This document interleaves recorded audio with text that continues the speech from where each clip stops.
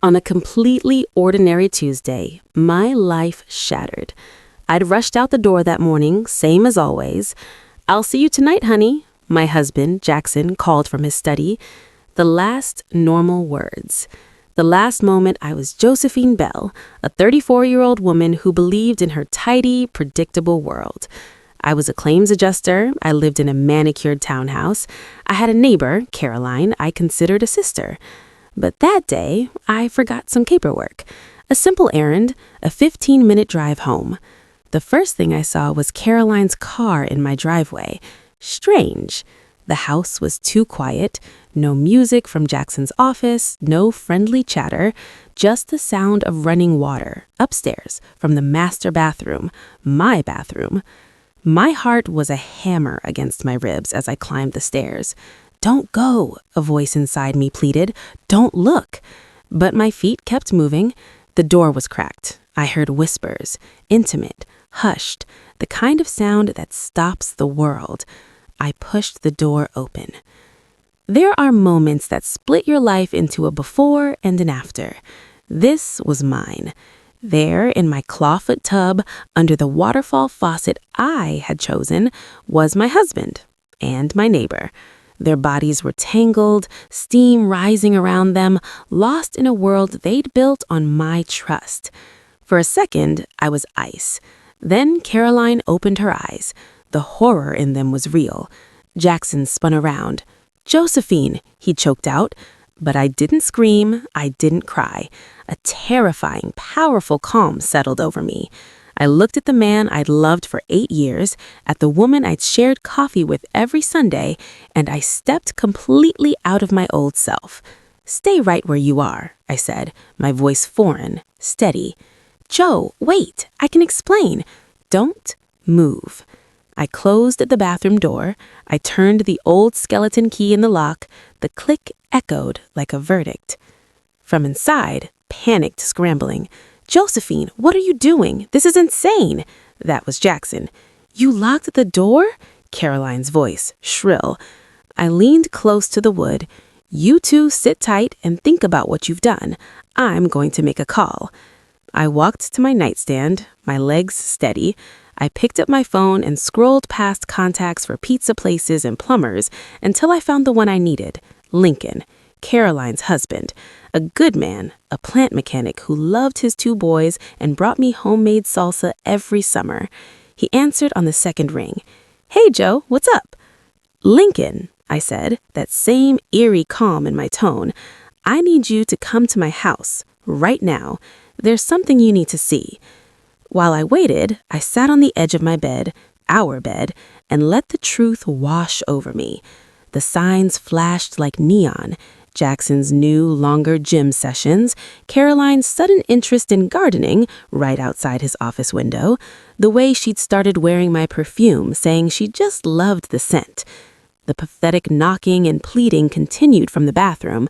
"You can talk about this like adults," Jackson yelled. Adults. The word tasted like ash.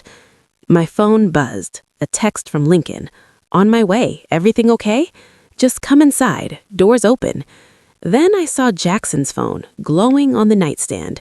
No passcode. We'd believed in transparency. The final, cruel joke. The texts I found didn't just reveal an affair. They revealed a conspiracy. 6 months of planning, secret meetups at motels off I-95, rendezvous in her SUV, messages that made my stomach heave.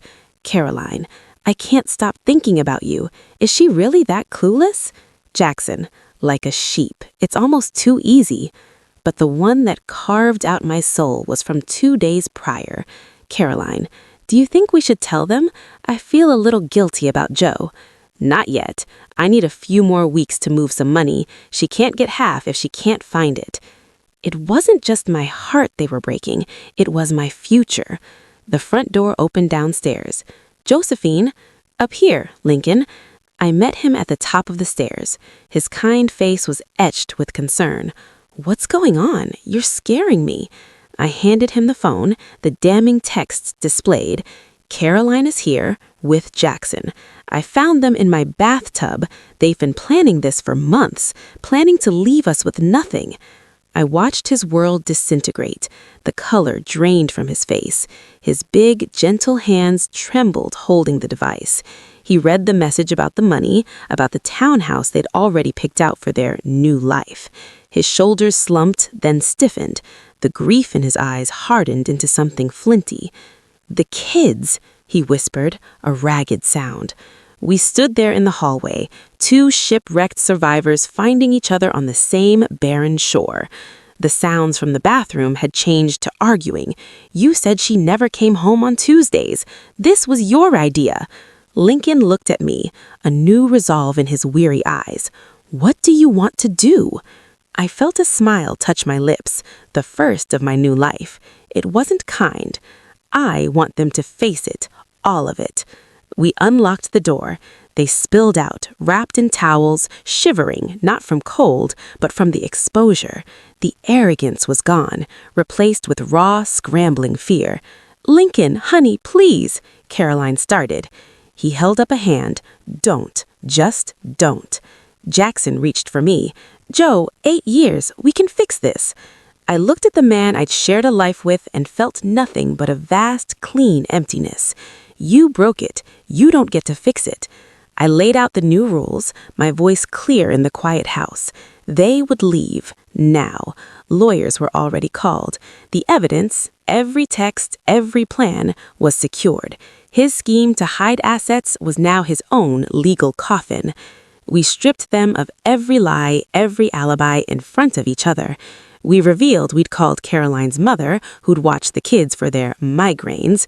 We revealed we'd called Jackson's boss about his fraudulent doctor's appointments. The facade of their perfect secret love crumbled under the weight of its own rotten foundations.